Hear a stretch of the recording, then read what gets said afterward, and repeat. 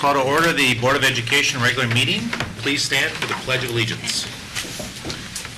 Pledge allegiance to the flag of the United States of America and to the republic for which it stands, one nation, under God, indivisible, with liberty and justice for all. The only announcement that I have is the next regular board meeting is June 10th. Remember, there is no work session meeting this month.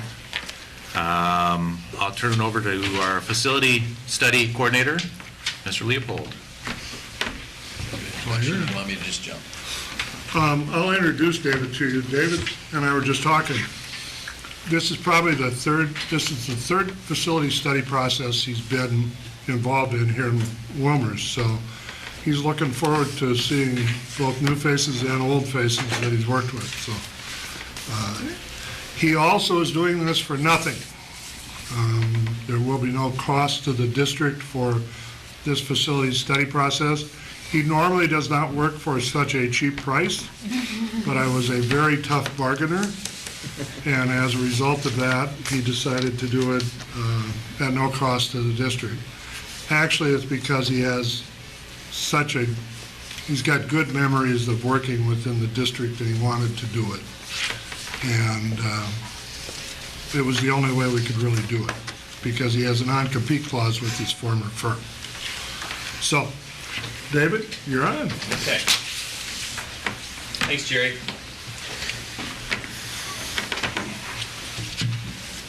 Go ahead. I need to get the microphone here. Oh, okay.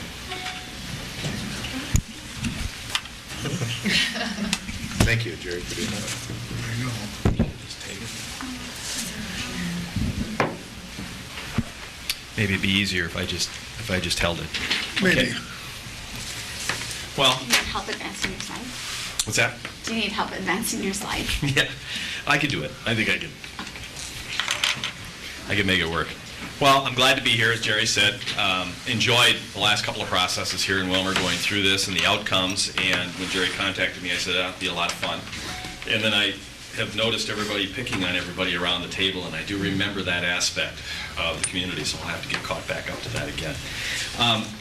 We're looking at doing a community planning process again, and I thought I'd just do a quick review. Obviously, since you decided to do this, you know a lot of this. I believe that the advantage of the process is it best represents a broad spectrum of the community. Again, Jerry started putting together the committee, and we're looking at folks that have lots of different hats that they wear. They're in different places in the community, so it brings a better perspective to the process than when we do an internal planning and we don't get opportunities to talk to our community. Planning effort gives the district an opportunity to inform the community as well. I think one of the big advantages of this, you don't often get a chance as a school district to have an audience where you can actually learn from them and talk to them at the same time, tell them what's going on in your district and get feedback from them. This is a formalized effort that actually allows us to do that. The community process often leads to, and I think this is one of the most important things, it leads to new and creative ways to look at issues within the community or with the facilities. And as to the next point, also when all this information is brought together, every time I've done this, there's been at least one aha moment, and usually several of them, where people have looked at this and said, this is the first time I've seen all of this together with the kind of information that the community is bringing, and it's like, bang, because of that, this is an idea that I really think has merit. Either it's an idea that before thought couldn't be done, and now there's a way to do it, or even the idea that was a given, maybe so much isn't a given anymore now that we have all the information. So I think it's a really good process for that. And then normally, a plan that's created by the community and is endorsed by the community is usually implemented by the community. And so that's another advantage of using a community process. The process itself consists of having the community planning committee, and you first give them the background information. In order for them to be able to make good decisions about what they want to do with the facilities and what they want to recommend to the facilities, they need to have good background information. So the first step is compiling all of that information, putting it out there and presenting it to the committee, and then asking the committee, is there anything we didn't provide you? Is there something else that you would need or would like to have as part of this process? Jerry and his staff have already started putting together the binder that has all of that kind of background information of the district, and everyone on the committee will get one of those binders as a resource. The process itself consists of large and small group processes, and the reason we go through that is in a large committee, sometimes folks aren't comfortable speaking up. The nice thing about a small group process is we want to make sure that everybody's voice is heard. So as we go through this, we break this down and we do small group work in groups of 4 to 6. We present to the large group. We also do some large group work, but when you do work in 4 to 6, people are more comfortable sharing their ideas, talking with other people. They're not so easily overwhelmed by what else is being said in the committee. The other advantage of doing that is we'll blend those groups as well. So the small group that you're in the first meeting may not be the small group that you're in the second meeting, and certainly not the one you're in the third, and so forth, so that everybody gets an opportunity to share their ideas and thoughts with everybody else, which is part of how we blend the process as well. As anything, it moves from the broad to the specific. I mean, I think that goes without saying. And it's collaborative and seeks to build consensus. One of the advantages of the small and large group process is we work within the group, give the opportunity for the group to work together and to build a consensus around a plan, as opposed to have several competing plans. And it's intended to create a roadmap for the future of the district's facilities. When we get done, it's a recommendation. They'll come back to you, the board, with a recommendation as to how we should proceed. Steps in the process: the first is establishing a steering committee and a community planning committee. We've started some of that work to gather and compile that district information. And again, I mentioned Jerry's doing that. One of the things that we'll want to do soon is establish a purpose statement and the expected outcomes. One of the things that's very helpful in doing any kind of a community process like this is if we can develop a purpose statement for the process. We did that last time, and we put that up every time, and that's a nice element to have because it brings us back. It's really easy to get off on a tangent when going through this process, but if you have a purpose statement that says, this is what we're trying to accomplish, this is what we want to have done at the end, you can bring people back and say, is this consistent with where we're going with our purpose statement and the expected outcomes? You establish then a broad outline of the meetings. I've done that. I'll share that with you in a minute. The meeting dates and times, we started talking about that a little bit with Pam prior to the meeting. We'll go through some of that. Conduct the meetings, compile a report. The important part of the report is the report has a documentation of all the meetings. It has who was involved. It has a documentation of things that were done throughout. And it's important because as you start looking at this plan out in the community, you want to be able to show the community the process that you went through to get here. It wasn't magic. It didn't just come out of the air. It was a process that a group went through that took them from the beginning to the end and resulted in the consensus plan. And then there's a report to the Board of Education with recommendations. Steering committee's job description and who's on the steering committee, it typically consists of the superintendent, the director of business and finance, at least one Board of Education member, at least one community member. I like to keep the steering committee small because the steering committee doesn't necessarily have scheduled meetings. Their meetings are really in response to what's going on in the process. Since we're dealing with people, it's an organic process. If we're taking feedback, it kind of shifts around a little bit. There may be times we need to bring the steering committee together to say, this is what happened in the last meeting, how do you think we should best proceed? It's a little different than we were planning to proceed. So the steering committee typically stays fairly small so that we can meet more easily than when you have a large group. Their job also, as I was just explaining, is to shepherd the process. They kind of take charge of the process. They kind of lead us as we go through with my direction, of course. And then identify the purpose statement and the overall desired outcome. I talked about this meeting between community planning meetings. Establish the dates of the planning committee. Sometimes the steering committee does that. Sometimes the board can do that. And then they're the main conduit to report back to the Board of Education. This process will take 12 weeks or more as we go through this. So if you're looking at a 12-week process, you're going to have a few board meetings in there. So the steering committee members are responsible for reporting back to the Board of Education on our progress. Sometimes the steering committee asks me to do that, but that's at least one of their job descriptions. Planning committee job description and who's on there is generally they're persons of goodwill and persons of influence. These are people who are going to come, they're going to be open-minded, they're going to listen to others, and they're going to be people that others will listen to, probably because they're open-minded people who listen to others. They all include folks that wear multiple hats with multiple constituencies, and that's a part of the idea of getting as much of the community representation as you can. So someone on the committee will be a parent, they'll probably also be a member of a service club, they'll be a member of a faith community. I mean, they'll have all of these different hats that they wear, which gives us a broader representation of the overall community. We're trying to create a reasonable balance of gender, age, and ethnicity. We want the committee to somewhat represent the community as a whole. We really ask that anybody that's on the committee commit to attending all of the meetings. And that's important because the process is a process where each meeting we build on the work of the previous meeting. So at every meeting, we're building on the work. In fact, the first part of each meeting is a review of what happened in the previous meeting. And then we build on that, we blend that as we go forward. So if people can't commit to attend all of the meetings or nearly all of the meetings, then they're missing a gap. And when they miss a gap in there, it's hard for them to follow how did we get from here to there, and we may end up spending time coming back in our small groups taking one person in the group and spending a lot of time saying, well, we got there because we did this.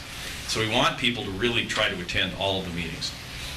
Represent and communicate with their constituency groups. I mentioned before that they all have constituency groups. Part of the charge is talk to those people that are in your constituency groups, get feedback from them, and bring it back to us so we have broader representation again. Freely share their experience and expertise. And I talked about the aha moments. A lot of times that comes from the fact that we've got people who have varied experiences and varied expertise, and we're asking them to come back and share that with us and bring that to the group as a whole so we have a broader experience and expertise as a group. We want them to work collaboratively towards solutions, and also for the benefit of the students in District 347. I mean, the idea is that we're planning this for the benefit of the students and the communities, and we want to work collaboratively. We want people to say, okay, I understand your position, and start working with them. And then come to each meeting prepared to work and be engaged. It is a fun process. I think the folks that were involved last time, I think they enjoyed themselves, but there's work involved too. So you roll up your sleeves and come in, and Mike can probably attest to that, as can Mike. But you come in last time and we ask you to do a few things and you kind of go, really? That seems a little weird, but okay. And you engage in it and you find that there's a real reason behind that. So people that are engaged and willing to do those kinds of things. The outline of the meetings, generally they're about every 2 to 3 weeks, depending on how much work is held between the meetings. Most of them could be 2 weeks, but we get to a point towards the end of the process where I'll need more time between meetings to prepare for the next meeting. So I may need an extra week in there. And the meetings generally follow this outline where you have introductions and presentation of background information. That's that first meeting where we're really taking the committee through the district and saying, this is the district, this is what we have, this is our deferred maintenance, this is our facilities, this is our capacity, this is our enrollment projections, all of those kinds of information, bringing that to give them a good basis of background to help them make decisions and analyze the district. The next piece is a SWOT analysis, strengths, weaknesses, opportunities, and threats of the district. Go through that process of doing that in small groups and then in large group, blending that into one SWOT list. And then the really important part of that meeting is so what? So we've got this list of that. What does it mean? What's the so what part of that? We've got strengths, weaknesses, opportunities, threats, so what? Spend some time determining meaning of that. And taking that along with that first meeting, we now have a pretty good understanding of where the district is at and what some of the strengths, weaknesses, opportunities, and threats that face the district. In meeting 3, we start seeking that future ideal. We start looking at what are the broad spectrum ideas that the community group brings to it and get those out on the table. We go through a planning process where we basically ask people, look at a certain point in the future. This is the vision that the district has because it matches what we said. Tell us how we got there. What was the process that took us there and how did we get there? And then we start in meeting 4, creating a common vision by blending some of those and working through that and trying to get one vision. Meeting 5 is review and feedback and building a general consensus on that. So again, still blending and working to that one solution that everybody can agree to. And then the last meeting is refining that work and then developing the action plan and the specific elements that the committee wants reported to the board. So that's a general outline of what happens in the meetings. And then I thought one of the things that we might want to do today is discuss schedules. Since we're in the spring of the year and people are often gone in the summer, how might we want to start this process? Do we want to go through any of this yet this spring, or do we want to do this through the summer? Do we want to, as Jerry had maybe suggested before the meeting, do we want to do the first meeting and then start again in the fall? I'm throwing that out for discussion with the board. Why don't we finish going through that and we'll come back to that. Let us think about that. Unless you have, This is it. Oh, Just okay. the next slide just says questions. I thought it was easier to talk about this, Nathan, when the meetings are up here, so we can say, okay, I see what we're doing. The thought about doing this first piece is we could go in and we could give them the background information. They get a binder with that, so it has all that information compiled in there. We're presenting it, we're talking to them about it, but it also has that information in a binder that they can have, and so their refresher, let's say in the fall, if we were to take a break, their refresher in the fall would partially consist of them being able to go through that information that they're given, as well as just we might take that first meeting and take a little bit of that or that second meeting, if we took a break and kind of brought them back up to speed a little bit. But that is a piece where they can walk away with something in hand. I'll attribute it to this calendar school, or the school year. You give us that information in the next 3 weeks, they take it, they don't look at it until next year, and you guys spend a week refreshing them. Now we're back to ground one, instead of just starting in the fall. Well, and Kinda it's true. fall, September, because I think September's worse than summer. Great. Yeah. To me, I would start at the middle of August. I wouldn't, that's my own thought. I wouldn't throw anything out right now. I realize the summer is a tough time to get sometimes a lot of people together on the same schedule. Well, but we have a list of names. Couldn't we find out from them if they'd be willing to Yeah. make a meeting? We could contact them. Because if you had one in June and then you picked up strong in August, that's not that far away compared to going May, June to October. Because I think September will be a hard month for people and staff, right? Are all the tough decisions made now? I don't know. It depends. What's your recommendation? Well, mean- the biggest piece of this, and I tried to emphasize it, when we contact the people, the real point is we need to make sure that they say, yes, I can attend the meetings. So we put the dates out there. When we find the contact, we have dates. We have real dates. We say it's this day, this day, this day, this day, this day. And we say, you can make these meetings. And they say, yes, I can make these meetings. I mean, that's the main point. Summer typically becomes hard, because even if people sometimes commit that they can attend the meeting, stuff comes up. And there's, I forgot about the reunion, or I forgot about my aunt and uncle's anniversary. But I mean, there's things that comes up in the summer. But the real point is, whatever we do, we need to make sure that the people that are coming are committed to making the meetings. And typically, that's difficult in the summer. I just have found it that we end up with lower attendance, even with the best of intentions. And just so you know, all of the people that are on this list have indicated that they're willing to serve. We have not told them any dates yet, but they have all indicated that they're willing to participate in the process. Anybody else have opinions? I mean, one is wait, one is start later in June, so you don't have such a big gap between doing something now and August or September. I think in September, a lot of people are back from vacations because their kids are in school. So I think right after Labor Day, I mean, I know it's hard because of the start of the school year and people are busy with that, but at the same time, a lot of people tend to be around. Do you need any input or any ideas before then, Pam, from a financial perspective? I mean, what was your hopes for looking at the facility study? Because you're kind of driving this project a little bit too. Well, it kind of comes down to when this piece gets done. This is the biggest piece. This will drive how we move forward with bond referendum and all that. The benefit of bond referendum is you can have them anytime. You don't have to have them in November, where operating referendums are very limited. So that gives us a little bit of flexibility that we don't normally have. I mean, this is only a 3-month process, 12 weeks. 12 to 14, depending on how much time between meetings. So September to December, before So the after snow the- hits. So we'd have information after the first of the year. We started in the fall. It'd be nice if we started in September, we could be aggressive about the meetings. Right.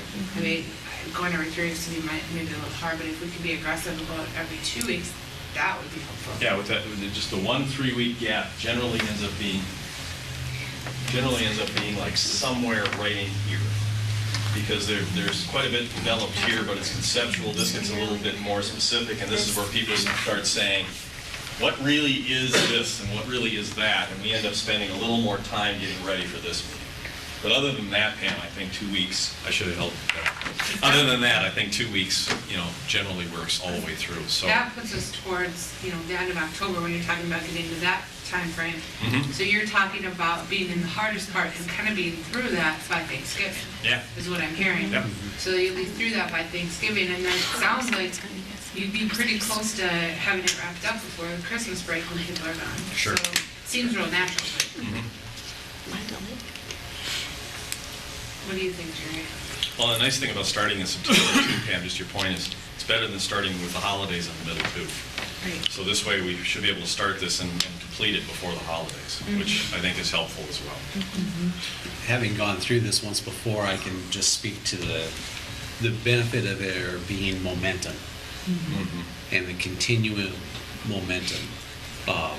When we get done with meeting 6, there'll be a presentation that'll come back to all of us, and then the ball's going to be in our court. And if it'll be like the last time, we never anticipated the decisions that we ended up making.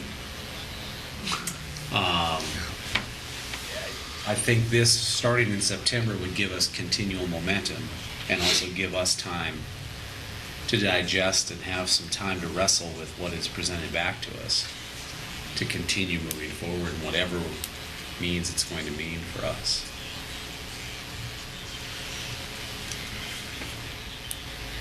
Then I would say we would start in September. And have a target date, though, to be done Before Christmas break? before Christmas break. Sure. Yeah. On Christmas. Maybe give folks a couple weeks in September to settle in before the first meeting and then start going.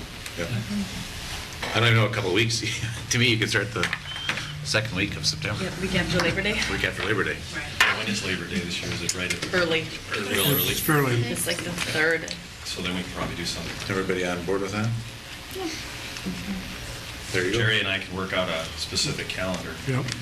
Will you contact the names that you've received to let them know? I know some of the people that I spoke with, I told them it was going to be summer. Sorry, I didn't know. Well, we'll send them, we've got emails for all the people, and we'll notify them that we're going to begin in September and hope to be done by Christmas. Perfect.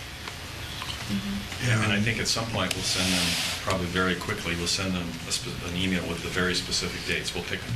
And we'll say, these are the dates that we want to make sure you can make it. And Yeah. see if that works. So that's very helpful as a very big start. And it'll give them plenty of lead time. And that momentum is really important, It is. so.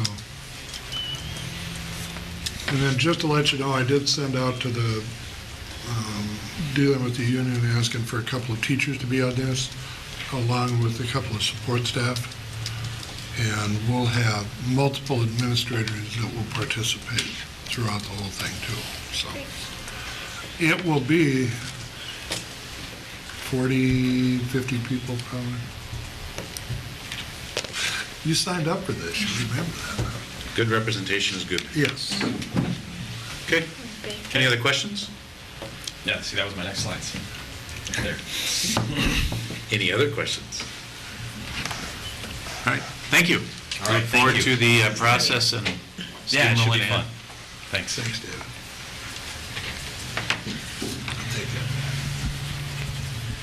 I have no comments presented to me from the public related to agenda items. Motion to approve the agenda. So moved. Is there a second? Second. All in favor, say aye. Bye. Opposed? The agenda is approved. On to consent agenda. A motion to approve the consent agenda. So moved. Is there a second? Second. All in favor? Say aye. Aye. On to committee reports, or, Pam Harrington. The only thing that I wanted to report at this point is that the legislative session is getting closer to wrapping up. I think they have just about a week left. We know that the conference committees were given their targets, and so things should keep moving. So we're just anxious in district office to have that wrap up so that we can get moving on budgeting and know more financially. That's all I have. Thank you. Very good, thank you. Ms. Fisher, Human Resources.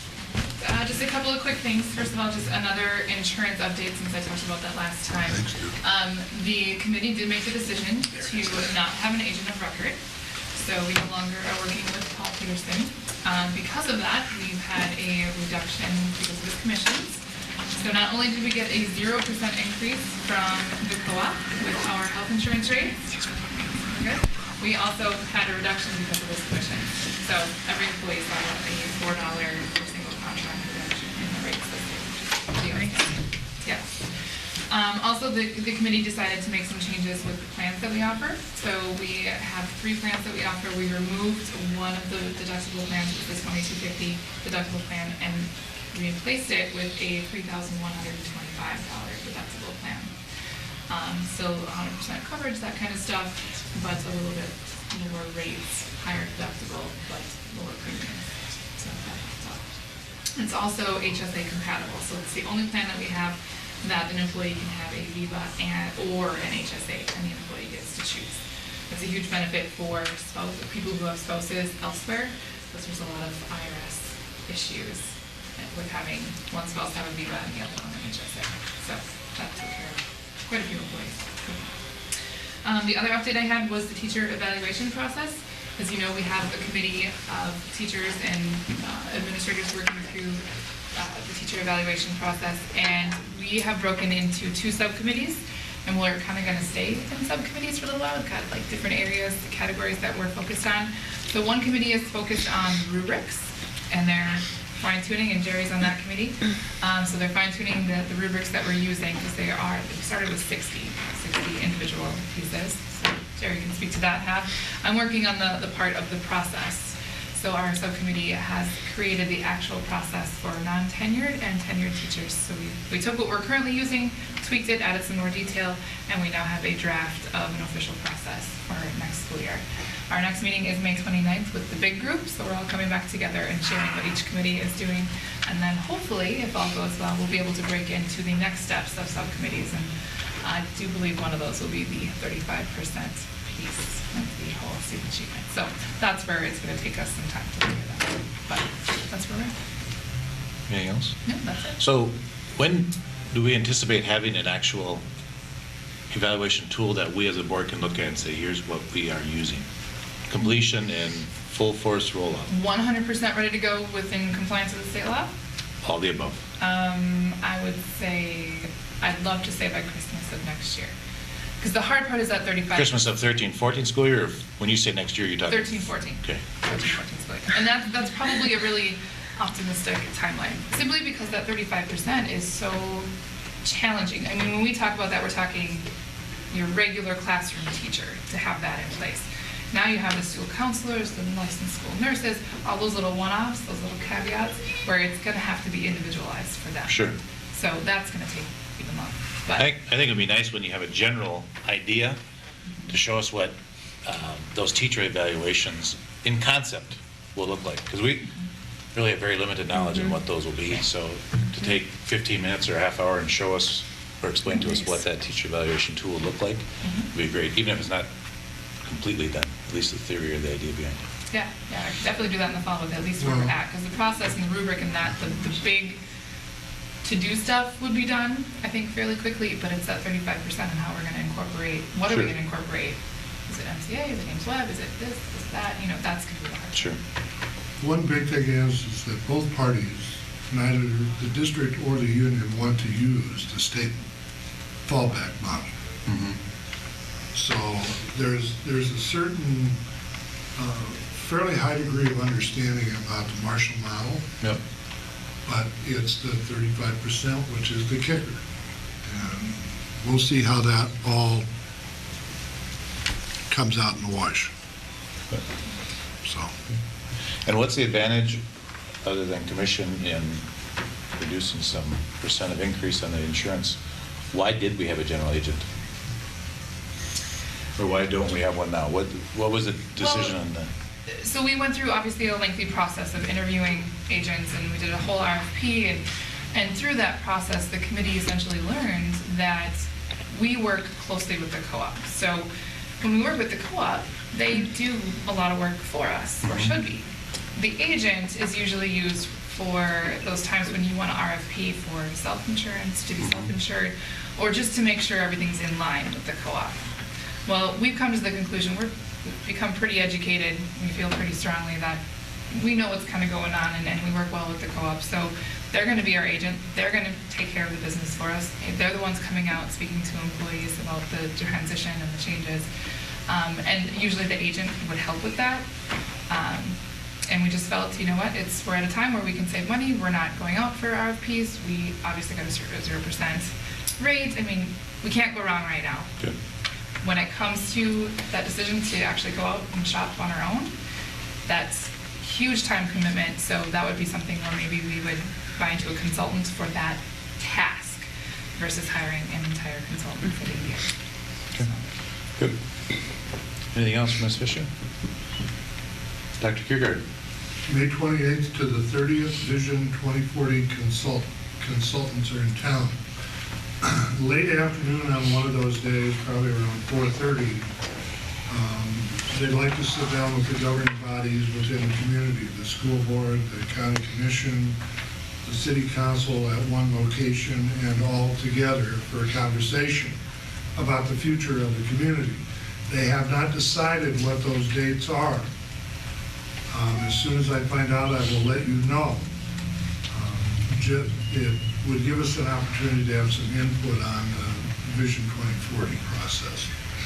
June 6th is the teacher retirement dinner at the Oaks, beginning at 5:30. And it's changed to the Oaks this year because of construction and price increases at the other facility. Last day for students, grades K-8, June 11, and 9 through 12, June 12th. No, wait a minute, last day for teachers. K-8, June 11th, teachers, 9 through 12 teachers, June 12th, even though they are having an election, to see if there is a way that they can work extra long the first 2 days so that they don't have to come back on June 12th. So we'll see. There's an election because it would be a modification of the contract. And I would assume with that election, there would be some, that's amongst the teachers? So they choose to work instead of whatever hours, they would extend that? Is that what I'm hearing? Yeah. Correct. We created an MOU that they'll be voting on, and it's essentially each teacher gets to choose if they want to work 3 days that week. It's just senior high teachers, but all teachers have to vote since it changes the master agreement. And that senior high teacher can choose to work a 10-hour day, Monday and Tuesday, or work their 7.5 hours, Monday, Tuesday, Wednesday. But we had to have an election. Okay. May 20th, interviews for the Roosevelt Principal's job. It'll be an all-day deal. I'd like to have 2 board volunteers to be in the interview team. It's going to be a different process than the one was last time. There's only going to be 2 teams, and we will have, I believe, 4 or 5 people here that day. 20th, it's a Thursday. So let me know if you want to, it would be a week from today. Oh, man, that's good. And then just a reminder, there are no planned work sessions in September. I think we may end up being busy until September. I think we'll be busy enough the way it is. That's it. Okay, any questions for Dr. Kiergaard? Just send me an email if you want to be, or if you want to be on the interview team. Very good. Moving on to action items. Action item, approve the K-12 science curriculum. Ms. Nash, be kind enough to give us an overview. Happy to. So K-12 science, supposed to be approval tonight, but unfortunately we had some setbacks. A couple things that happened was our elementary science rep, who is at Roosevelt, she had maternity leave, so she was out of the building for an extensive amount of time. So when the middle school and high school were working on their science and what they wanted to have approved, the elementary was not working on theirs. So we finally finished the elementary, and actually what's going to happen is we have a curriculum advisory committee meeting, I think next week, and they will K-12 will go to that curriculum advisory committee. They'll bring their essential outcomes. They'll talk a little bit about what they want to purchase. We're looking for that team, to give us approval, and then once that happens, then we can go ahead and do our purchasing. So it'll still be in place for this fall? It will be in place for this fall. Okay. As long as they get all their information in on time. So that's the goal. That's concerning to me, Why? because it sounds like it may not get done. It will get done. All right. I looked at Camp, did you Science notice is a I big deal. glanced We don't over have- Camp when I said that? Right. That's just all the purchase stuff that needs to be in and done. It's been very interesting, only because we have a change in elementary. As you know, we have elementary specialists who will be teaching in grades 3 through 5. They'll be seeing kids for a lengthier period of time. And so when that changed, we had to make revisions again, and so we've sort of been bouncing back and forth. And now I think we're finally at the point where it makes really good sense. How many minutes will that be? More than 22? Oh, it's like 45. 50, what is it, Todd? Is it 56? 56, something like that? Yeah. Okay. Because what we found out with students in grade 3 through 5 is they have so many standards in science that they would just get into the math, or a science specialist would be time for them to leave. So they never really had a chance to do the experiments, to carry everything out the way they needed to, and to cover the content. K-1-2 content isn't quite so lengthy, and so the science, Heidi is doing a really wonderful job. She's going to have everything in place for K-2, so that if you're a teacher that teaches first grade, you will have a science kit. You will know exactly what you need to teach. The lessons are laid out by standard. So she's done a really terrific job. So we're increasing science time.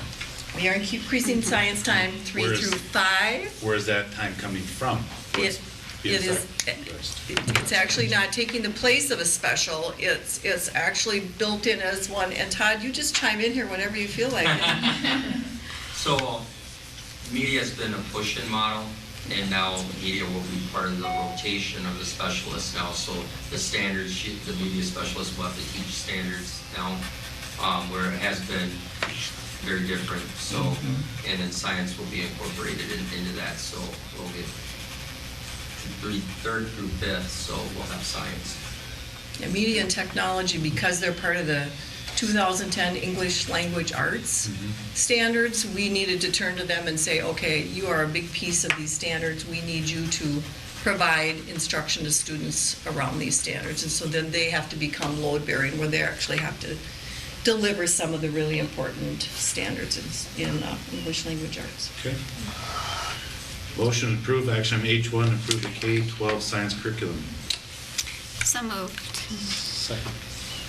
Further discussion?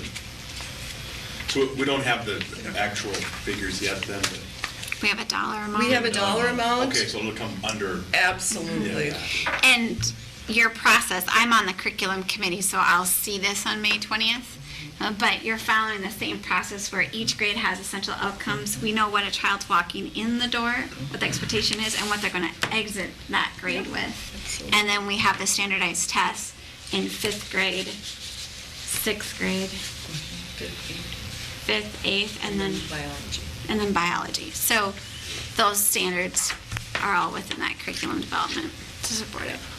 And one of the things we looked at when we looked at science is we saw that the science test scores and MCAs, although they're not, they don't count relative to MMR ratings or anything else at this time, they were still not very high. The test scores were in need of some work. And I assume this type of thing will also help both with the horizontal alignment and the vertical alignment. Right. And also, does this science curriculum give us that entry-level chemistry that's required? Should. That's Okay. what the Because we'll standards have say. like 3 tracks for chemistry, if not 4 tracks for chemistry. Okay. Is there a component of it that's user-friendly for the parents to help the students? That's And I don't of know if you've, that's a great question. I don't know if you've seen it or not, but we've tried to put our essential outcomes on the website.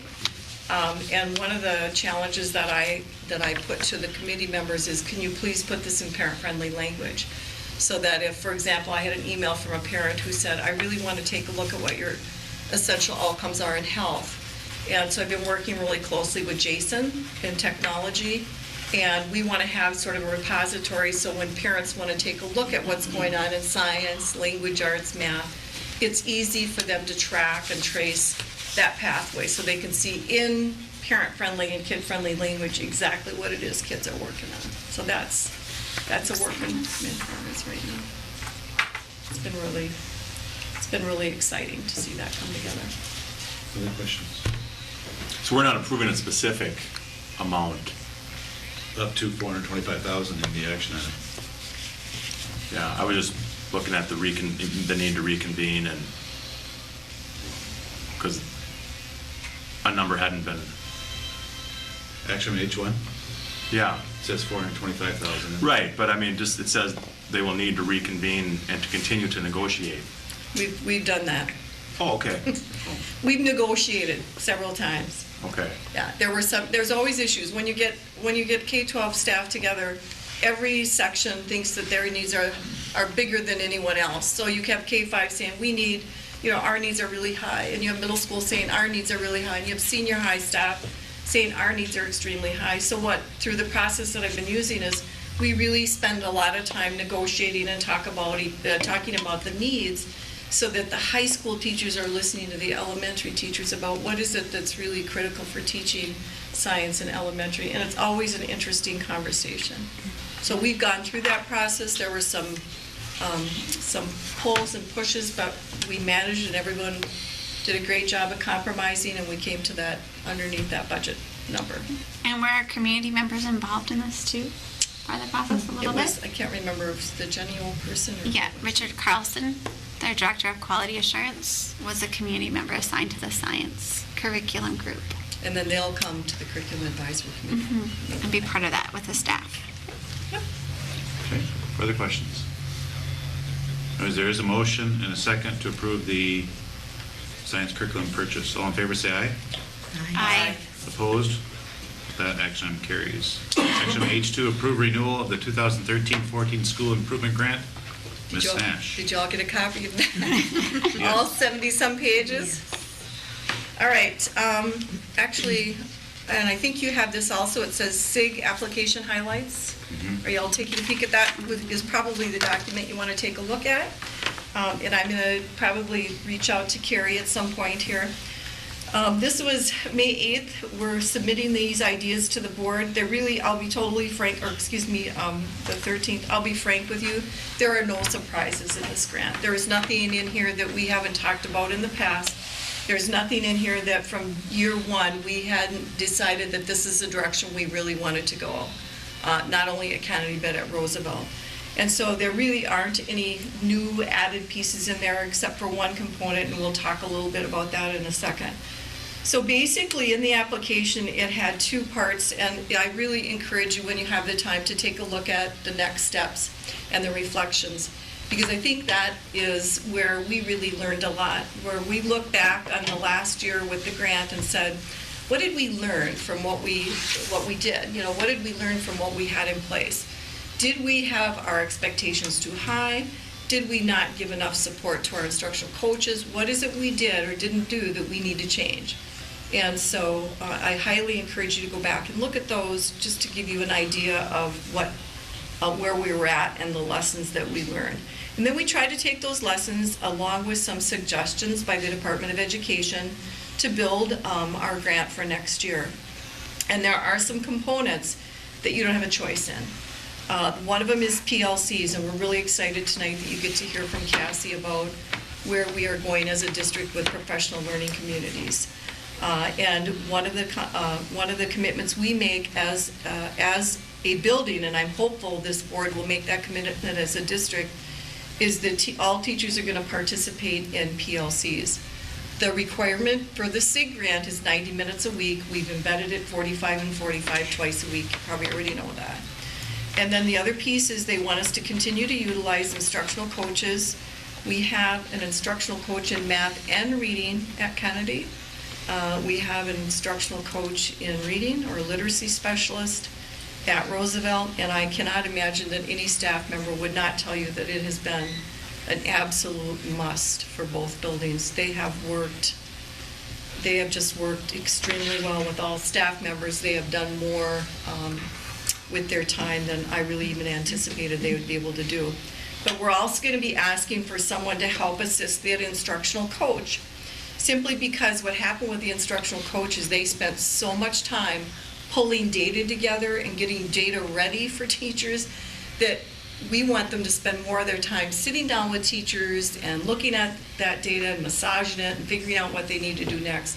And because we were new to Ames Web, they spent too much time on pulling things together and not as much time in working with teachers. So that's one of the requirements, or that's one of the requests that we're going to make. And then another piece with job embedded professional development, I'm really excited about this. Our literacy coaches are going to have the opportunity to meet with every grade level for 2 hours a month to support them with instructional strategies and with curriculum implementation and standards. So that's one of the pieces we did not have. What we learned is we had teachers coming out of the classroom for full days. We'd hire subs. You heard the stories. We were short a sub here, short a sub there. We want to stay away from that as much as we can. So this would be professional learning that teachers will have in their buildings, coming together with those literacy coaches, and those literacy coaches will provide them instruction. So I think it's a really exciting model, and I see it as being really positive. The SIG funded positions are about the same. We're funding the BOM, the continuous improvement specialists, our instructional coaches, our liaisons that have been, tireless in reaching out to the community. One of the things we want to add is we want to hire some reading teachers. We found out early on that one of our bigger issues with reading was that our core instruction wasn't reaching as many learners as it needed to meet. And so we would like to hire 2 reading teachers, one focusing on K2, one on 3-5. They will push in during core instruction, so they'll be there to help support classroom teachers, smaller group sizes. We'll be able to pinpoint some things on top of or in addition to our Tier 2 interventions that we've been doing. So that's another thing that we're going to be asking for. Increased learning time, and I know you have, I'll call your attention to page 37 in the grant. And this is one of the things that's also on here along with approving the SIG grant application. One of the things we knew we were going to run into, because all the other SIG schools ran into it, is the requirement is to increase student contact time, increase student learning time. We brainstormed about how we could possibly make that happen. The way we wrote it into the grant this past year is we called it extended time, where we would be supporting kids after school. We found out we didn't get enough kids. We couldn't reach out enough, we didn't have enough staff. I mean, it was just for a variety of reasons. Kids that we wanted to have didn't have transportation. For whatever reason, we were not able to cover extended time the way we wanted to. So as we brainstormed, we came up with the only conclusion that with schools starting, with students being in their seats ready to learn at 8:15, that we would be able to increase that learning time by 15 or 20 minutes. Now they're walking in the doors at 8:15, they're eating breakfast, etc. And so really sometimes the classroom teachers aren't able to start till 8:30, 8:35. So we're going to have to shift a couple of things, but our goal is to have them in their seats at 8:15, ready to learn. So the 2 pieces that I really need the board to think about and to really approve tonight is that going out to staff for that increased learning time. My understanding, Liz, is it doesn't do anything to alter contracts. We're not going to run into trouble with any. So this is just, they're in the seat, there's ready for some academic support at 8:15. And that will give us, we think, the increased learning time that we are required to get to receive the grant. We just could not come up with any other way. And then teacher and principal evaluations, you've heard about that. They will continue as a requirement, and then family engagement will continue to be a requirement. And Carrie has the grand total that we're asking for this year. We are going to be asking for a little more than last year. $597,000. Was it 515 last year? Last year was 500. We tried to stay. 496 last year is what we asked Yeah, for. so we're asking, So what are you doing with the other 100,000? we are hiring these reading teachers. Okay. That's a big part of it. And then these intervention support specialist people. Oh, and then an additional, because we had so great a needs in reading and we really had a hard time getting to as much math as we wanted, we're also going to be hiring, we'd like to hire a 6 math interventionist. So they'll be doing the same kinds of things that our reading people are doing, but they'll be really supporting math. Okay. So that's kind of, we don't know if we're going to be able to get that money from the State Department. We were encouraged to not be afraid to ask for more. We started out with 724,000, so we cut it back. So maybe we're hoping they'll feel okay. So the 2 big pieces that I really need the board to give us the approval on so that we can apply for this, because our deadline is really short, is both the components around the SIG, you've been provided with what it looks like right now, and then also looking at that student contact time. Okay. Is there a motion to approve the renewal of the 2013-14 school improvement grant? So moved. Is there a second? Second. Further discussion? I think it's really interesting, because I'm on the SIG leadership team, when they talk about other priority schools receiving a school improvement grant, the SIG, they're given a similar dollar amount, but their student body is nowhere near what we've had. And so I just applaud our staff and what they've accomplished with the amount of money they were given and the amount of people and requirements they had to meet in the first year. And so I really hope MDE does help us, because we have a large student body compared to other priority schools, and we're getting the job done so far. So thank you. Kudos to you, Cheryl, and staff, teachers, everybody. They're the hard workers. We just Achieving that. train them. Further discussion? Questions? All in favor, say aye. Aye. Opposed? That action item carries. On to action item H3, approved change in K-5 starting time. I think you touched a little bit about that already, basically starting I at did. 8:05 instead of... Yeah, I think it's. what is it? K-5 starts at 8:30 right now. Right. We want to change it to 8:15 in order to increase that learning time that we need to increase. Yep. It will get in the way of the grant if we don't do it, Okay. so. That's good for kids. And there Yes, it there's is. no impact on There's teachers not, and the master teachers are in the curriculum? classrooms right now at 8:15. The difference will be in what they're accomplishing from 8:15 to 8:30. So they're still gonna be handling breakfast, but that time will be more purposeful. There's a lot of teachers that are already doing it, Yep. that are, doing a lesson while doing breakfast. Okay. And they've kind of figured that out. So we're gonna just mimic that. And we've worked with food service to try to get the breakfast to more customer-friendly Yep. type breakfast. So we're looking from all directions on how to make it better. Okay. This will also take care of one of the community's concerns that we've heard a lot about being able to drop your child off at 7:50 and get to your workday. Yep. I was just going to make the same comment, but thank you. I'll move the approval of the change in the K-5 starting time. Second. Further discussion? All in favor, say aye. Aye. Opposed? That action carries. Action H4, Minnesota State High School League Clay Trap League Participation Request. Dr. Kierkegaard, Mr. Blahowski. I think I'll let Ryan talk about this. He's the, Probably a good idea. At the last, probably 2 board meetings ago for you, we had the informational meeting and just a Q&A, and per your request was to come back this month with a proposal to move forward on what we would like to do, and that's what you have in front of you.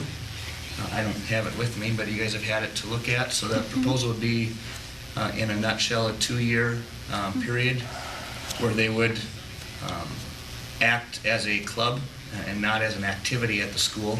After that 2-year period, then they would have the option to come with their paperwork and with their justifications back to me, and would say, this is what we've been doing, this is how it's been successful, our kids have grown exponentially in this, or we've had this type of success, and we feel that this is something that could be valuable to include as an activity at the schools. And actually, it could be a middle school and high school. I think it's proposed as either a 6-12 or 7-12, which follows their guidelines.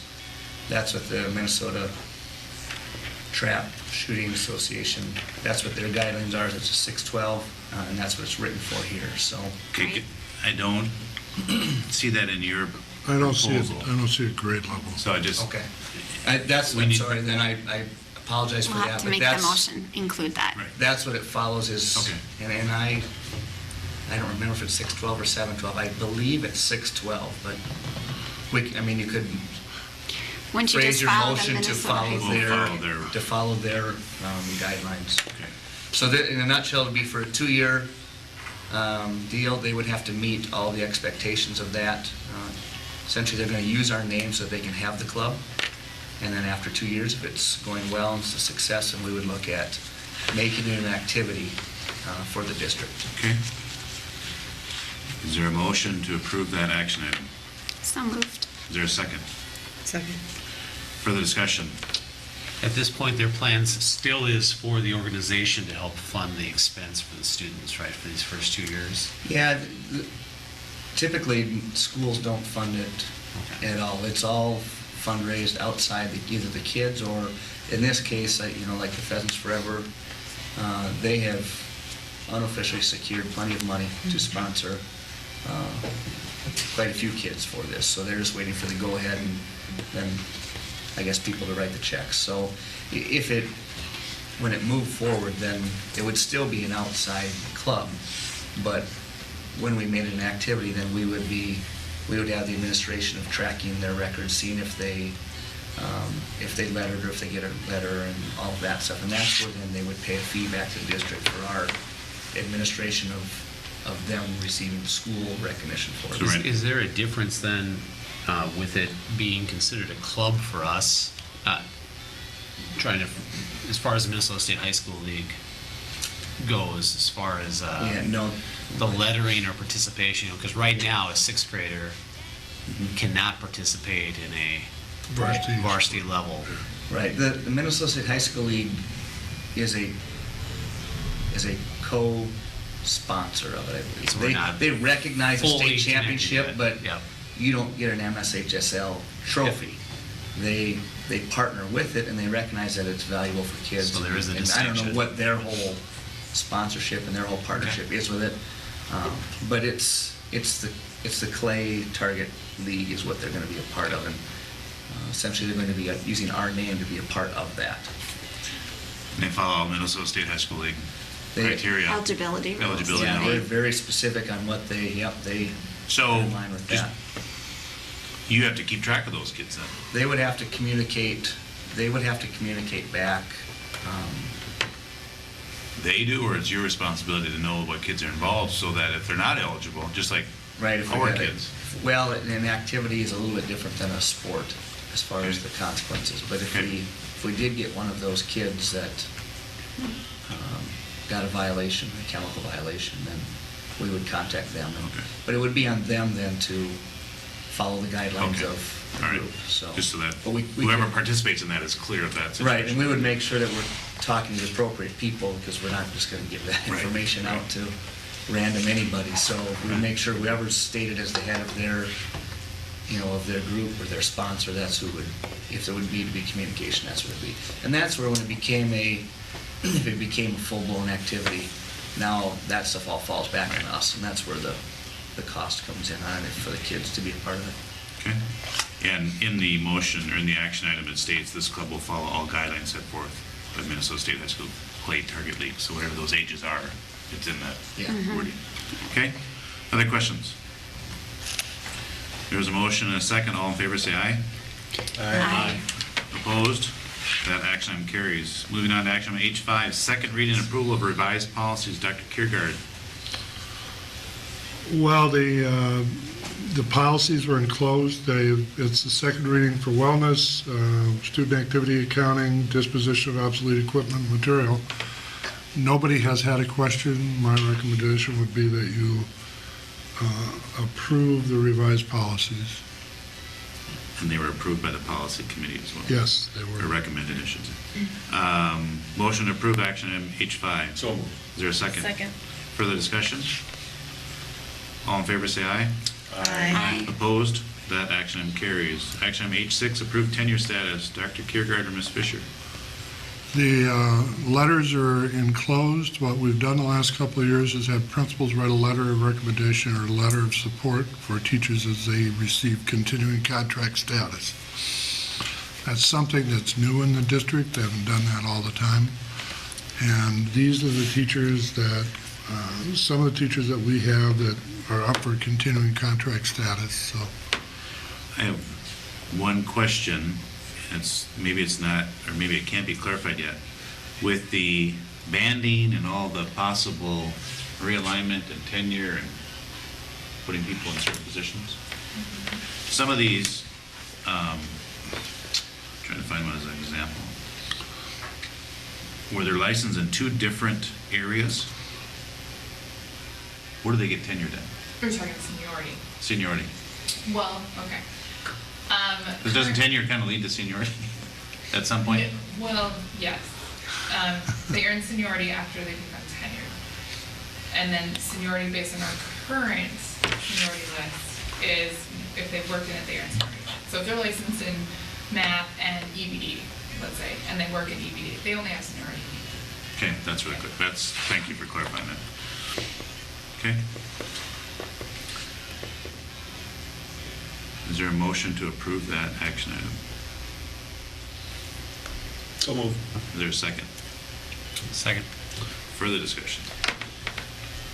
All in favor, say aye. Aye. Opposed? That action item carries. Go back to discussion items. Cheryl Nash and Cassie Hickerson, please. I'm actually going to let Cassie take the hot seat. I'm just going to run through this quickly, and then she really is the star of the show. You hear about professional learning communities, and I just thought it might be really nice for you to hear what is a professional learning community, and also to see what Cassie's doing. Cassie is our PLC team leader for grade 4. And she actually demonstrated to the admin team what she's utilizing in her professional learning community. And I asked her to demonstrate it to the board tonight because what I really would like to see, and we've had a lot of discussion around this, is I really would like to see the board embrace the idea of professional learning communities across the entire district. And what I've put together for you in your PowerPoint, and I'm not sure if you did get it, I hope you did, was really what the definition is, because people aren't clear about what a PLC is. So really all a PLC is when teachers and administrators work together and talk about students, and they really focus on student achievement to make decisions about what do they need to do next, and you'll see that very clearly. And it's all about collaboration. And I try to give you some of the research that supports what PLCs are about. This question is really key, because this is what typically happens when grade levels and teams get together. They collaborate, but they collaborate about where should we go on a field trip, what do we need for supplies next year, some of those kinds of things that you collaborate about, those things really don't make a big difference in student achievement. And so we're trying to change and trying to readjust to what we really need to do. So the teacher benefits, it takes care of that isolation. You've got 2 really big buildings. It's really hard for teachers when you have 6 and 7 at a grade level to find the opportunity or find the time to meet and talk about what they're doing. So the PLCs have given people the opportunity to really get rid of that isolation. And I really see that when the PLCs are working extremely well, I see people really, really happy. When I talk to teachers in the buildings, one of the things they say to me is one of the best things they think happened this year were the professional learning communities. And it's really helping them push student achievement. So I just gave you a couple of really good pieces of data that say that when they had a school district that implemented PLCs where they had minority and low income families, they looked at the results and the kids went from 50% being proficient to 75. And so that's just sort of an example of how they work. So what you need to have it is in what you've got right now, which is really exciting, is you need really supportive leadership and structural supports. The structural supports are the part of the day where teachers' time is set aside for them to meet twice a week, 45 minutes in K-5. Next year we'll be challenging the middle school and the high school to try to find opportunities for them to follow the same kind of format. And you need supportive leadership. You really need the district to embrace the idea, and that's why I'm talking to you. We really need you to embrace the idea of the importance of professional learning communities and how important it is for teachers to really have that focus. And I know that our principals are really excited about all of this. And so here are the questions that Cassie's going to talk about. Here are the 4 questions in a professional learning community that teachers talk about. What is it we want kids to learn? And that would be those essential outcomes, those standards, all of those components.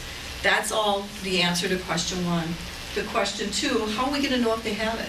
Well, right now in K-5, we have Ames Web that we're working on. And so we know immediately if kids have it or not, and they're also using formative assessments, which Cassie will show you to decide if kids really know it. And then what are you going to do if they don't know it? Well, then the PLCs talk about what are we going to do for those kids that really haven't grasped it? How are we going to come back, no excuse, and teach them what they need to know? And not just say, I taught it, they didn't learn it. No, it's, I taught it, they didn't learn it, now what do we need to do? And then the last piece is, what are we going to do if kids already know it? So if kids already know it, we need to provide enrichment opportunities for them, not just have them sitting in the back of the class and falling asleep. And so those are the questions that you'll hear Cassie talk about. So I'm going to let her demonstrate what she's using, and she'll be able to answer some of your questions. It's just been an amazing, amazing process. Cassie, maybe just give us a little background about yourself, if you would. Okay. How many years have you taught? 3rd grade, is that what I? 4th grade. 4th grade, how Yep. many years have you? This is my other 8th grades? year Okay. teaching, my 7th year teaching 4th grade. My first year I taught special ed on a variance, which changed for the world. And so this is my first year in the Willmar district. Excited to be teaching where I call home. Otherwise I've been commuting 62 miles one way, so it feels good to be here. Okay, thank you.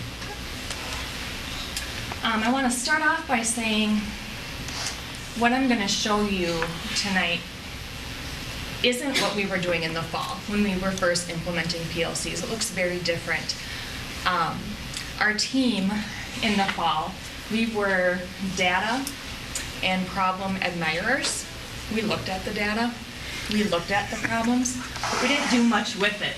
And so that was kind of the big eye-opening question. Let's do something with it. Enough talk about this data, let's do it. So that's what I'm going to show you, what we are doing with it. And so this is our agenda that we use, and I love it because it's ongoing. So what we focused on this year was math. And we really hit the ground running with this agenda probably January, February, to give you an idea. So halfway through the school year, we were able to use this model with the help of our administration and our coaches. Our purpose of PLCs, like Cheryl talked about, is to focus on the learning of each student, to use results-oriented, so that data, and to offer enrichment and reteach opportunities to our students, and to focus on our professional learning as teachers.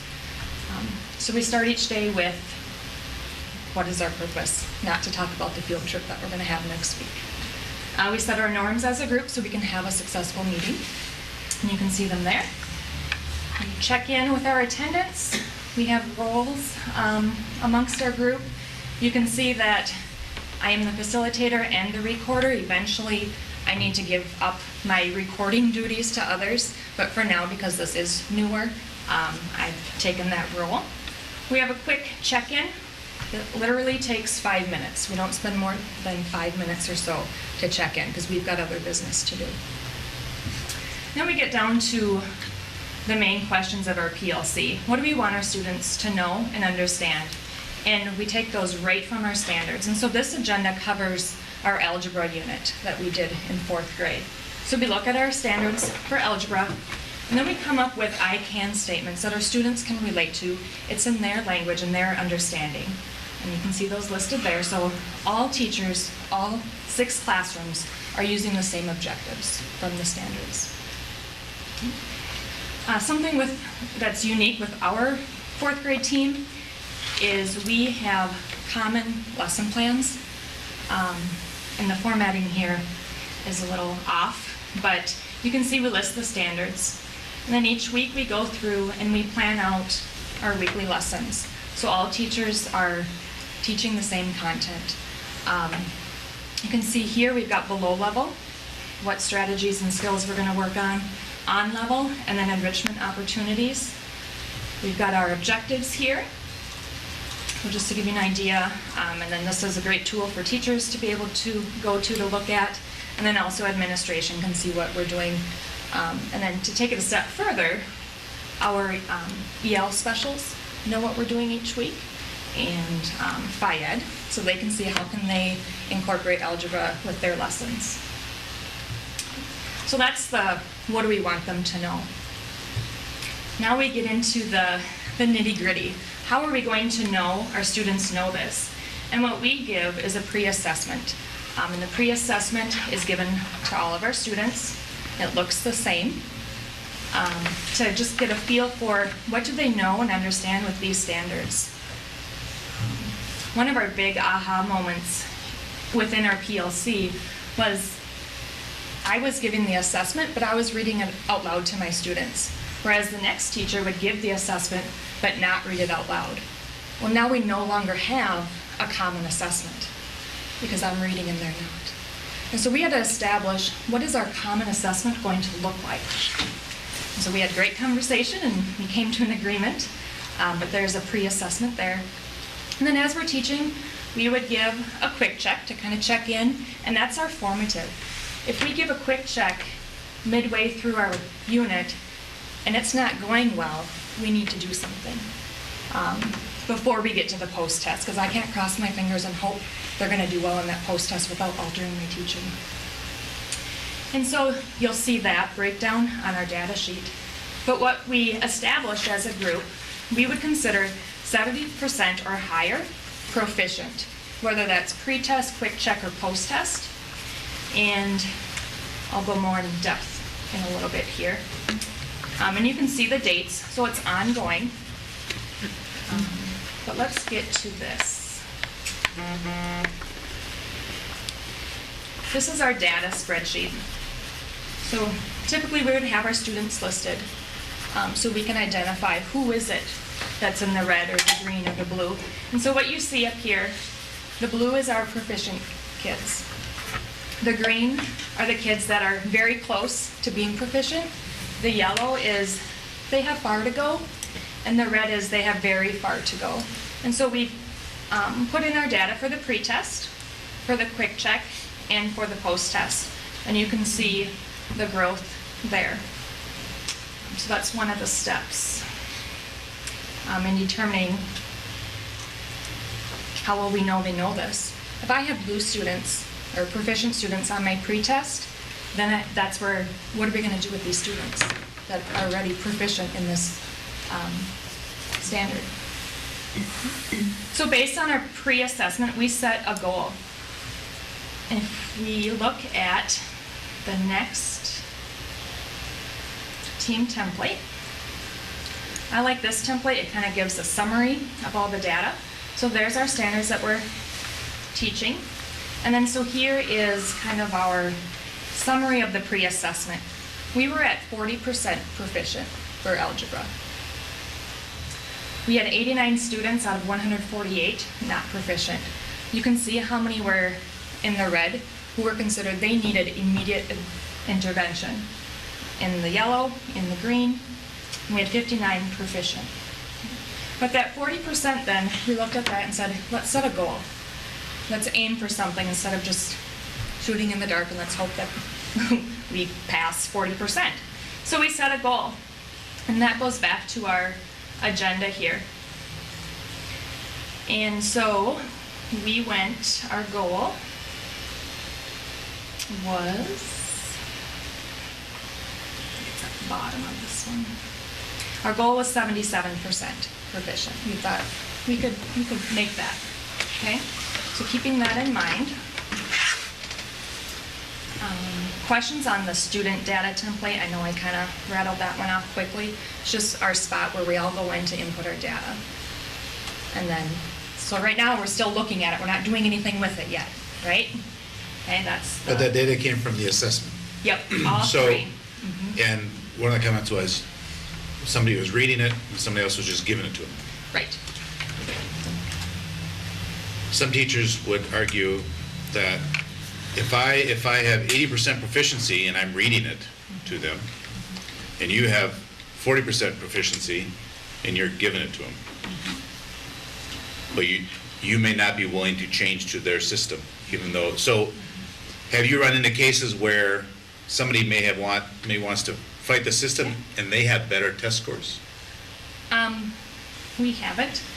We decided to read out loud because that is the option on the MCA. Okay. That it is read to them, the math test. Yep. So we thought, let's make it a fair game and not make the language piece be the issue. Okay. And we haven't really had conflict or opposing That's good. I was opinion. just, Any other questions with this one? That first set of data, the OPA, that is our MCA practice that we take in December and in January, February. So that kind of was our baseline. What are we working with algebra? Are we really high in algebra from the get-go? Or is this an area that we need to focus on? And with geometry, that was an area we need to focus on with our unit. That was our big aha as well. So that was kind of a nice baseline data to have. And then if I scroll down, all the teachers are listed. And what's really nice is we can sort each of these columns to see, we can group all of the red kids together and see their scores. give me an example of what you have done with the kids that are ready for that post-test already, Yep. Okay. please. Yes. So this is what will we do when students don't know it? Can I answer this first before? Yep. Okay. So let's look at the kids who aren't proficient.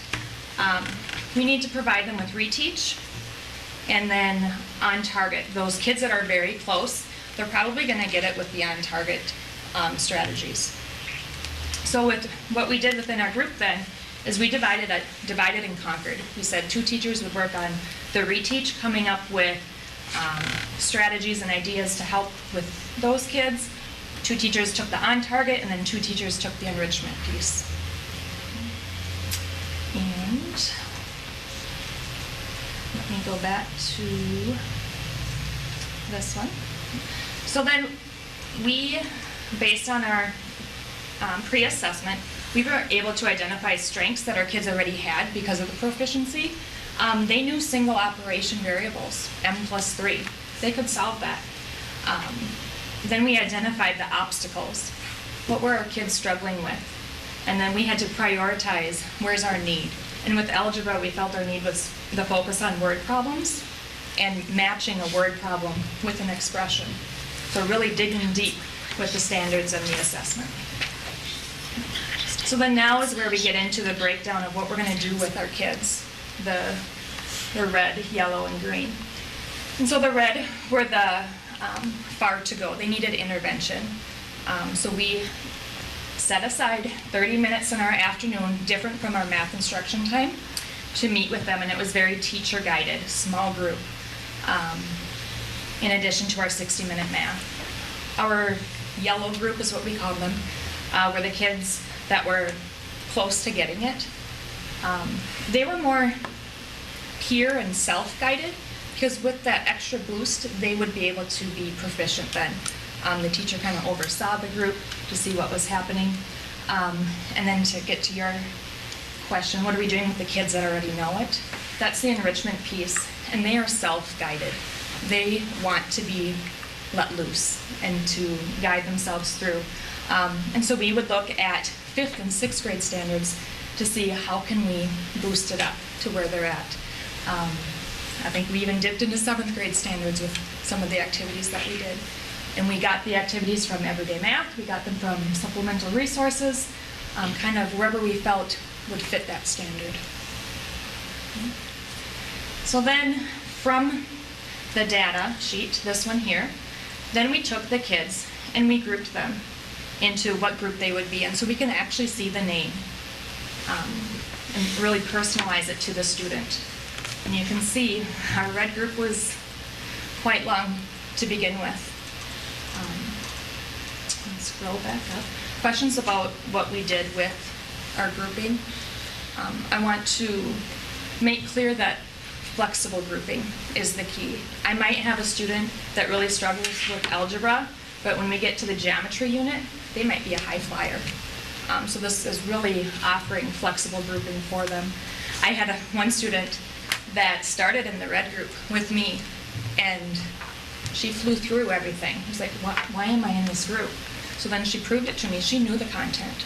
So I moved her on to the yellow group. She knew that content. By the end of the week, she was doing the enrichment. And so that was powerful for her to see and to go through that experience.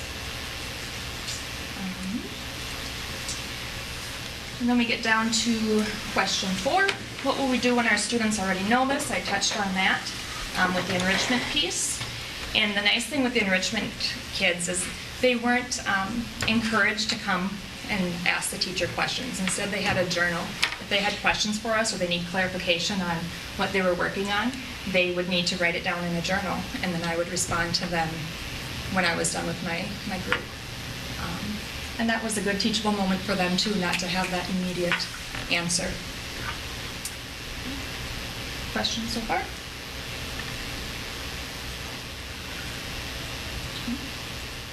So there is our goal. Where we started, if we go back to this template here, and we'll go down to our post-assessment. We were at 40%, and then we achieved 85% proficient with the algebra standards for 4th grade. And your goal was 77, right? Our goal was 77. Kudos. Thank you. The other exciting piece with this that the students have really come to enjoy is we show them some graphs, and we interpret the graphs and interpret the data with them. And so this was our test average with our pre-assessment in the blue, our quick check in the orangish red, and then our post-assessment, so they could see where they went. We also showed them, so for my class, this graph, the pre-assessment in the red, the algebra is in the gray, or the quick check is in the gray, and then the blue is in the post-test there. And we talked about why is the gray, the quick check, higher than the post-test. And we'd have a conversation about that, and we would say, well, the quick check is exactly that. It's quick. It's 5 questions. Whereas the post-test is more cumulative.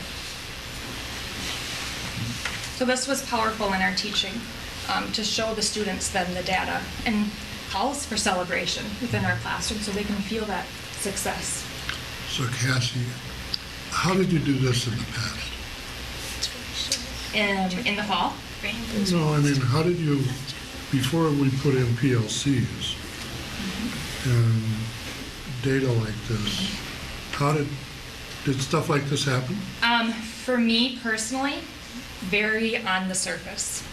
I looked at the data, but I didn't really know how to differentiate from the spread of my students. This is intense, and this has been a huge and powerful learning tool for us as teachers and as the students. And for me to say that those 90 minutes is hardly enough time.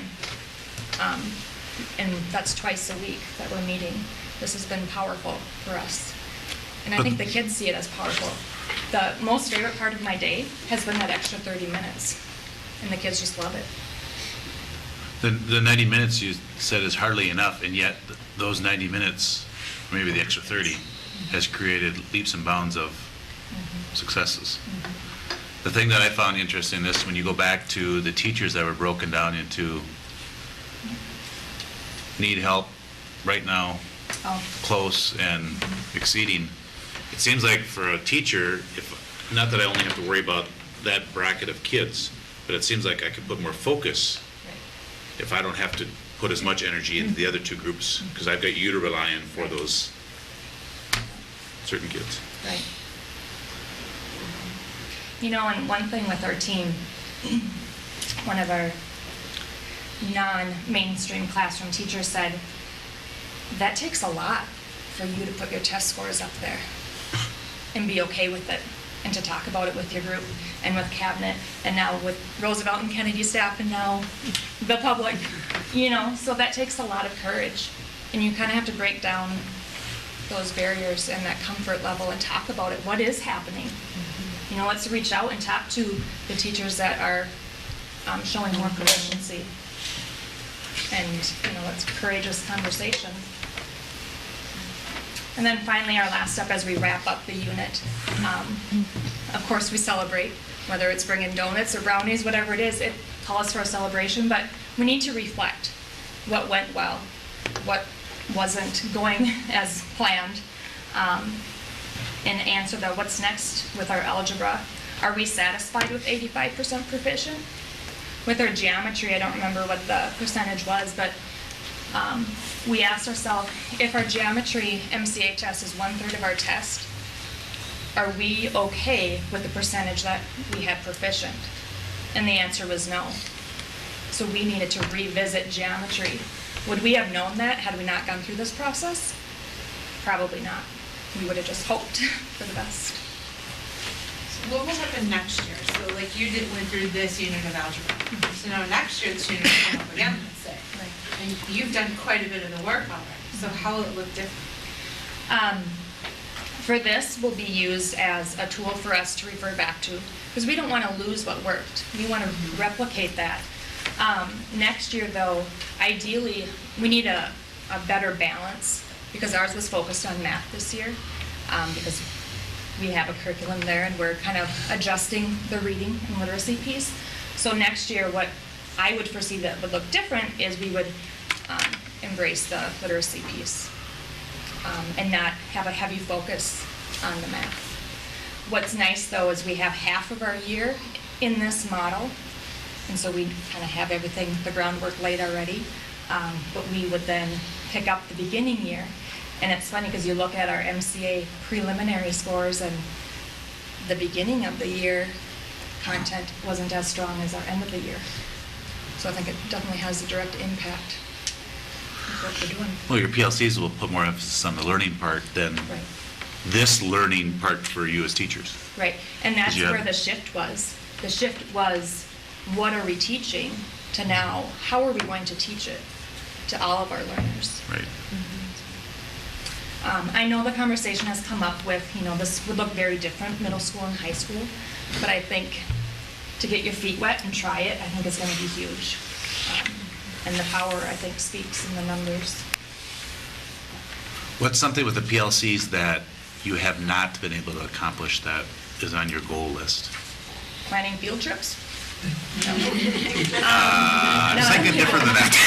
I heard about those at the PTSA meeting last week. I mean, it's something you said, we just didn't get to it. Doesn't matter what the reason is, just, Right. or that's something that we can help with. Obviously, we're seeing that this works for those that put effort into it, which most teachers do. There's proof that it's working. If not, then we need to adjust again. But, so what else could be done that we as a district can do to even improve it that much further? And I think we've addressed this most recently, is getting more familiarized with Google Docs. I know the comfort level is very widespread. I'm kind of consider myself a go-getter, so when this model came out, I thought, I'm putting that other agenda aside and I want this. This is huge. And so for me, it was a matter of sitting down and playing around with it and figuring out on my own. Not everybody has that comfort level, so I think providing them with the resources and tools and the know-how of using Google Docs. That's one piece. So you didn't do PLCs last year where you were in your district? Yep, we did. But it looked different. Okay. This is intense. This is good. And it's hard not to be excited about it and not to want to continue on with it. I know some of my team members, again, at the beginning were like, what are we doing? I'm going to just sit here and play on my iPad and do my own thing back in the corner. But now they are living and breathing this almost just as much as we are in the classroom. So we've got our ed teachers asking, hey, what can I do? What are you teaching in geometry? Have you talked about 90-degree angles? Well, we're going to throw softballs. Can we talk about what angle we need to throw the softball? Curveball. So it's been huge for them to implement. And our EL especially has embraced this opportunity because now they can have this conversation of the language of math that maybe those students were lacking. Well, on the heels of Teacher Appreciation Week, we thank you for all of your effort and all the effort of all the teachers within the PLCs and across our district. And this shows what, when you put extra effort forward, you can get results. And that's, I was going to mention it at the beginning, you know, we could have stayed with the old model. We could have just dug our heels in and, nope, we're not going to change this year. But our team, they were willing to change. They were willing to try this, not knowing what it could look like or what it could do. The other thing is that they saw the need. When we had our first round of OPA scores come out, there was a need, and we needed to do something, and that brought out the urgency that we got to look at this data and do something with it. So that was big for our team. Willingness, saw the need, and urgency. Great. Thank you very much. Thank you. Any other questions for Cassie? Thank you again for showing that. Thanks, Cassie. It'll be interesting to see what those scores are like next year. Because we're at 85% now, remember that. 85. That one time, yeah. Public comments related to non-agenda items. I don't have any. Board committee reports. There's one from Early Childhood Coalition report and CER Advisory Committee report. And Ms. Mathiasen, you had something to add? I had something to add regarding our GT committee. There was a meeting held earlier this month. Different things going on, but the one that's very exciting is we've hired a gifted and talented coordinator for the district. And that person also will be the EL coordinator. So kind of an interesting role. But she comes fluent in 4 or 5 language, including Swahili. Wow. So, and Spanish, and obviously English. So we're very excited to have her on board. Great. And I'm sure Liz was very involved in that process, and she could comment further. And you had some Swahili questions? No. All right. Anything else regarding board committee reports? No.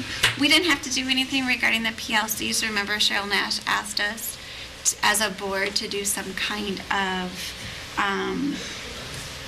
leadership tie, saying that we were going to support PLCs, not just in our elementary buildings that are required to do it through the SIG, but all of our teachers making that commitment. Because we have a commitment to TLCs. In order to have an iPad, you have to be part of a TLC. Yep.